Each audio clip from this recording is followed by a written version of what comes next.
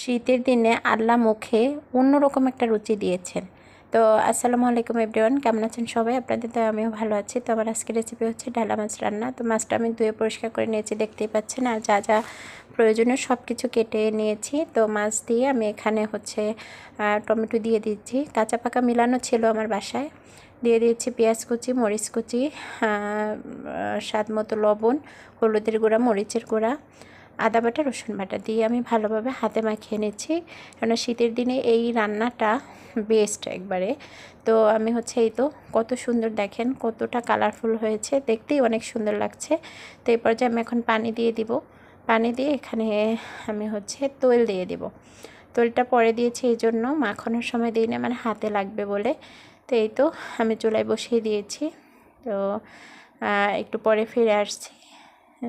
এই তো দেখেন মাছের হচ্ছে এই অবস্থায় আছে এখন। তো এই মাছটা হতে বেশিক্ষণ সময় লাগে না, মানে অল্প সময়ের ভিতরেই হয়ে যায়। আর এই যে বলক আসার সাথে সাথে এত সুন্দর একটা ঘ্রাণ আসছে। তো এই তো আমার মাছের ফাইনাল লুক। ভিডিওটা একটু সাইডে চলে গেছে। তো দেখেন কত সুন্দর হয়েছে। আপনারাও বাসায় এভাবে ট্রাই করে দেখতে পারেন।